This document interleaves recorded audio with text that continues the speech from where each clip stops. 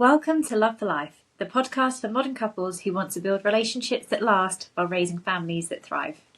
We're Nichole and Ben. Nichole's the expert and I am the other half of this partnership, bringing the everyday perspective of a guy doing the work alongside you. Every week we cut through the BS and give you the real tools for real life, because your relationship isn't just personal, it's the foundation for everything. Let's get into it. Hello everyone, welcome back. We're into February and obviously the New Year, New Me's are dropping like flies out of the local gyms, I'm sure. And we've got another good episode for you. Yeah. How are your New Year's resolutions going? Terribly. Are they? Yeah, I don't think I'm eating much better. I'm definitely not getting more sleep. So it's going pretty poorly. How about you? January feels like a bit of a blur, to be honest. It was really cold. Lots of snow. Yeah, at the start. So it's really cold, and I just don't think it's the real time to really be pushing these resolutions. But we did get the course out, so that was exciting. Yes, indeed. So that was part of my resolution, was to do a group course. So that was other than that. Yeah, start of the year. You're sort of trying to get everything set up. And I don't know. I feel like it's the busiest January we've ever had. Yeah, definitely. Yeah, it's definitely more busy than the previous year. Yeah, crazy busy. What with the course and then you doing your fireman training. Yes, indeed, yeah. Tough going. So, yeah, I'm quite looking forward to a short month, actually. And edging closer to spring, which is when we should all be really doing our New Year's resolutions, and we're coming out of hibernation. It's not the time of year. It's just not. No, I'd agree. It's just where it's the start of the year, everyone sort of sees it as this is a fresh start for X, Y, Z year. So that's why you end up with the New Year's resolution as opposed to I don't know what you call it, the out of hibernation resolution. Well, it used to be the start of spring was the start of the new year, and then the Romans changed it. Yeah, I think you said that before, didn't you? Is that what the Chinese New Year's in some different point? So end of February. Makes sense. They changed it because they needed to make a decision or something that could only be made at the start of the year, and they didn't want to wait, so they moved the start of the year to January. It was March. Look at that, we're all learning. Yeah. So, that's why it doesn't work. Everybody, if you've fallen off the wagon, I look like I've fallen off the wagon. I've just looked in the camera and I think I look like 17 stone, which I'm not. So I'm going to wear like skinnier clothes now. Pull it back, tuck it behind me. Look at that! Look, all of a sudden I look absolutely hench as opposed to a blob. Well, yeah. Some people would have done dry January. Yeah, I don't know many people that did, to be fair. I don't this year either. Our old neighbours did it, didn't they? So this week we've got a listener question, but before we get into that, one of our other listeners has sent in some rom-com quotes to test Ben's knowledge. So for anyone who was listening to the episode back in January where Ben was quoting Pretty Woman and sharing his love and knowledge for a good rom-com, and I did ask at the time for people to send some quotes in, and someone actually done it. I was so chuffed. So before we get into the episode, I'm not allowed to look that way because they're on the screen. So no, don't look. Okay, I'm going to test your knowledge. Are you ready for this? Yeah, let's give it a go. Tell me about it, stud. Oh, that's Grease.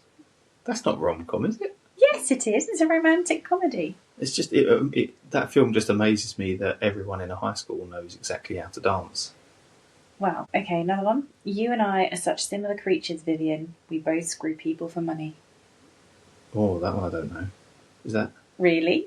Yeah, I don't know that one. Oh, dear. I can't think of a film that I've seen with someone called Vivian. Well, you have. Have I? It's one of your favourites.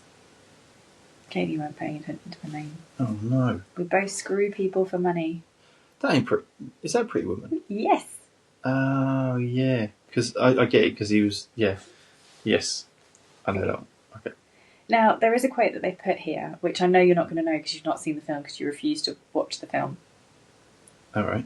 I wrote to you 365 letters. I wrote every day for a year. It wasn't over. It still isn't over. You haven't seen the film. What film haven't I seen? Because I really want you to, and you refuse to watch it with It's not me. a Notebook, is it? It is The Notebook, yeah. Yeah, I'm not going through that horrendous ordeal again. I think you need to add some context there. Cause Okay, yeah, no. Okay, so I wasn't watching the film. I was with someone who was watching the film, and I woke up to them crying, and it was like, what the fuck is going on? Full on bawling, and I was like, no, this is not a good start to the day. And yeah, I was like, I'm not doing this. I can't. I'm not even going to entertain this. I refuse. Oh, I'm very disappointed because I'd like to watch it with you. Right, this one. Look away. What did we eat? The sink's a goner. It's coming out of me like lava. Is that Bridesmaids? Yes! Yeah. Yeah, I remember. What? How many have we done now? That's got to be, they're in the wedding shop or something, isn't it? Yeah. It's my favourite. That's a cracker of a film. That is funny. I love that film. We even posed, me and my bridesmaids, as the bridesmaids. And our niece cover. absolutely smashed it. She did. She was at really our good wedding. at it. Oh, so good. One of your favourites. You ready? Good. Jack, I want you to paint me like one of your Oh, French God. girls. Yeah, I know exactly what that is. Fun fact, the swimming pool of the Titanic is still full of water. That's not funny. It's good. It's a good joke. It's not. It's a terrible dad joke. So anyway, you're right. It's Titanic. Oh, this is so easy because the names in the title. We need some more read hard ones. Oh, don't be silly, Bridget. You'll never get a boyfriend if you look like you've wandered out of Auschwitz. That's such a good line. It's Bridget Jones. Of course it is. But I don't think we should have names in the titles. I think it's make it too easy for you. Right, one more. Okay. Typical, isn't it? You wait 20 years for a dad and then 3 come along at once. Is that the one where they're on a Greek island? It is. I can't remember the name of it. It's our daughter's favourite. Yes. Mamma Mia. Yes. Yes. Well done, Ben. Smashed Full House. it. Smashed it. Even the one you haven't seen. Even the one I haven't seen, yeah. Although, to be fair, I did give you a massive clue for that. Yeah. So, had I not geared it up, I'm not sure you would have got it. And there was a few character names in there, so made it a bit easy for you. I didn't realise that the pretty woman... I didn't realise her name was Vivian. Vivian, yeah. Yeah, I weren't paying attention to that, to be fair. No. Yeah. Vivian and Edward. Edward. Yeah, because just can I call you Eddie? Right. Not if you want me to answer. Right, okay, yes. Not that I've seen that film a few times. No, not that you could like literally quote every line. I don't think I can do every line. I could do every line in Titanic. My poor, poor friend, Caroline, I know she listens. When Titanic came out, I was really poorly and I was off school, and our really lovely neighbour went and bought me the video. I'm sure it was video back then. VHS. And not even DVD. I don't think it's a DVD, I think it's a video. And I sat and watched it on the sofa under a duvet, feeling really rotten. I watched it back to back. I did it 3 times in a day. That's 9 hours of Titanic watching. I loved the film so much. I had the biggest crush on Leonardo DiCaprio. Is it 3 hours long? It's 3 hours the film. Did so I I watched realise 9 hours of Titanic in a day because I was on the sofa. I couldn't do anything else. And when my friend Caroline came round, I sat there and I kept saying the line before they said it, and my mum had to tell me off because I literally was just ruining it for her. And bless her, she just sat and just suffered it. We're still best friends today. Love her dearly. Shout out to Caroline and her long suffering of me watching Titanic with her. I can just imagine it, like if she ever watches it again, she just has you, as opposed to watching the movie and being like, oh, I remember this bit, she can just remember you saying the lines. Like, oh yeah, I know I know what's coming up next. So that film I can do every night. Well, I used to. It'd be interesting to test my Titanic knowledge of whether I can still do it, but I certainly used to be able to do it when I was younger. Anyway, should we go back to the episode? Yes, I think we probably should do. Anyway, this poor person who's waiting for us to answer their question. Yeah, sorry. But thank you so much for the person who sent in the movie quotes. Please feel free to send more in and make them more challenging for Ben. Love that. Okay, so they write, I'm really trying with my stepchild, and whenever they stay with us for 3 or 4 days of our our weekend, it all seems really happy and they seem really content. The next time I see them, I can tell they've been poisoned by their mother who hates me. Any tips? That's not nice. Tough. That is tough. I mean, from experience, my mum hated my dad's new partner, and used to say awful things about her. Did it have an impact on what you thought of her? I was a teenager, so I didn't get on well with my mum. So most of what she said was just sort of water off a duck's back. And the way I saw her as well is she was just angry and lashing out at anyone. And at that point, there had been 3 different people that had caused her pain or caused the end of their marriage. So it was sort of like, you don't even know who you're angry at. So this is just words. So it depends, again, if you got together, if you was getting together as a result of a breakdown of a marriage, or like if you was not the cause of the breakdown of the marriage, because at the end of the day, that's not your fault. The marriage broke down because of the people in it. But if you was there straight away, or whether you have come later on down the line, and this is just another person that's angry about the breakdown of their marriage and wants to blame everyone but themselves.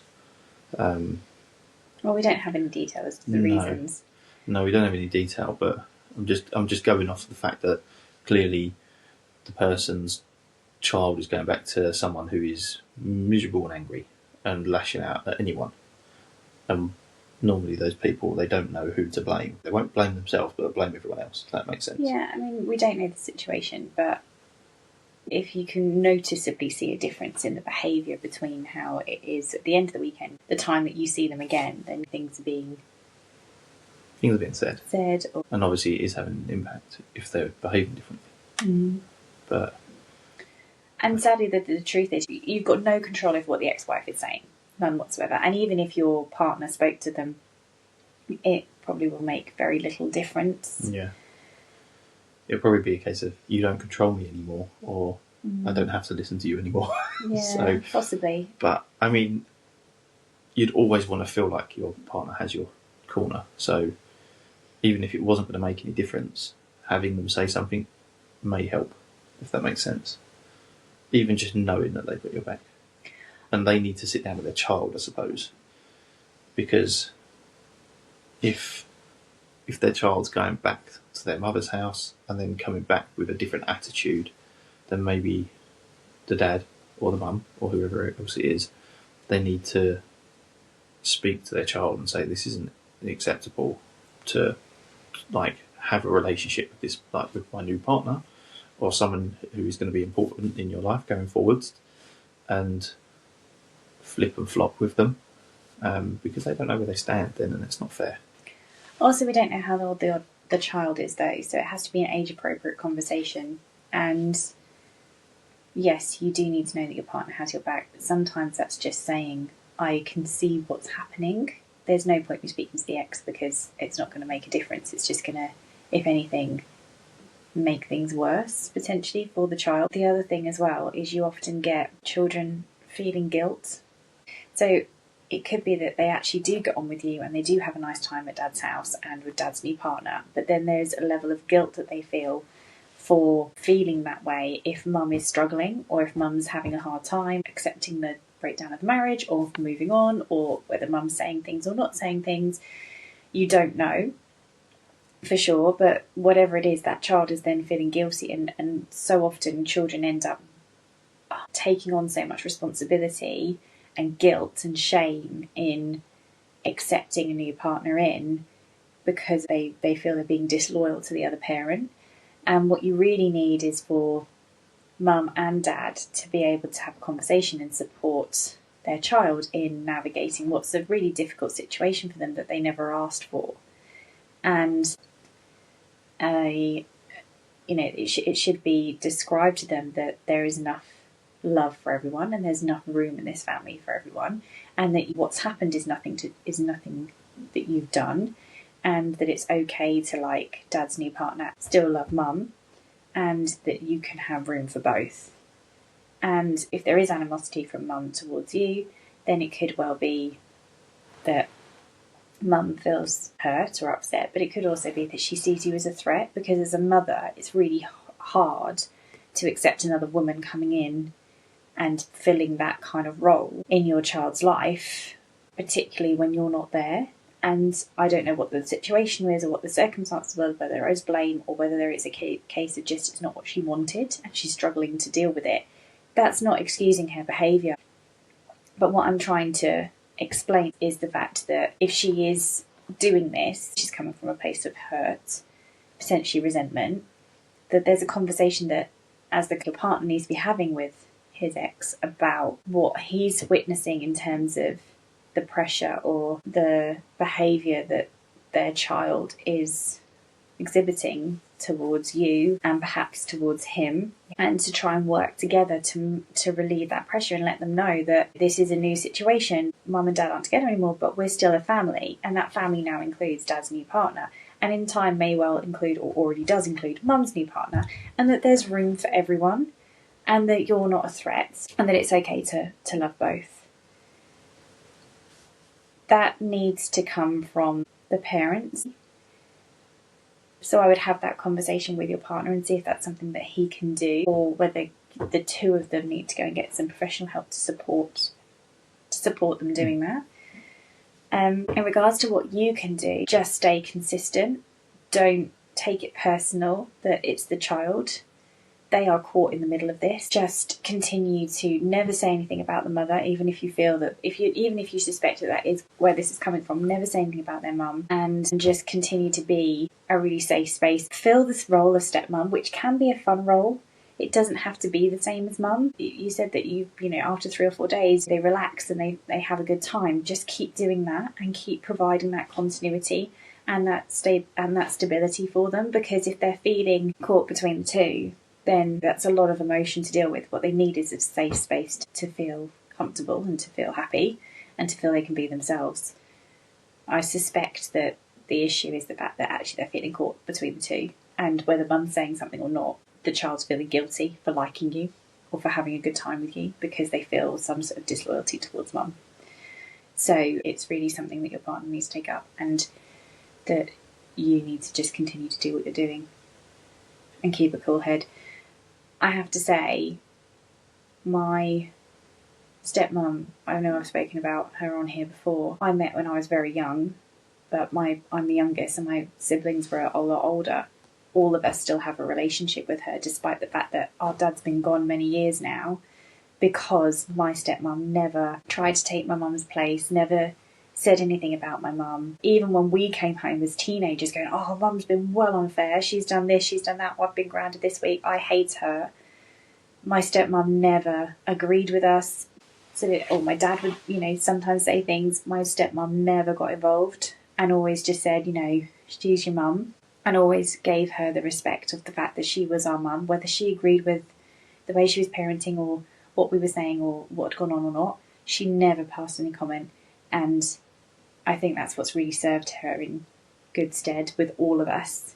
And now as adults, and actually she gets on fine with my mum. She never had an issue and she never created an issue. And that, I think, has been the biggest difference, really, in why we've been able to blend. My stepmom had a huge part in that, by just always being, she was always consistent, always level-head. She was never my mum, she was always my stepmom. And she was really respectful of what had gone before and my mum's role in our life. If I can give you any advice, it would be to kind of follow that line of behaviour, I guess. Yeah, 100% agree. Yeah, I think as soon as you say something bad about the mother or belittle them, the child will remember that and most likely feed it back as well. Doing it on purpose or not, it is just one of those, and that will then cause all sorts of problems. So that's actually really good advice. Stay neutral. Sit on that fence and get splinters if you have to, but don't weigh in. That will help. That will help you massively, I think. So yeah, that's some really good advice. I think you should do this for a job. Let us know how you get on. We do like to hear how it goes. Please do get back in touch. We hope that it resolves, but it sounds as though the child's really struggling. Yeah, but they like you. They want to like you. They want to get on. Otherwise, it wouldn't get better over the time that you're together. So there is hope there. It's just a difficult situation that they're in, and they just need some support, ideally from their parents. Yeah, definitely. Well, which you are now one too. So. Yeah, exactly. You're now part of that family. Yeah, we wish you all the best, and we hope to hear good news ASAP. Yeah. Well, thank you for listening. We hope you've enjoyed this episode, and we shall see you all again next week.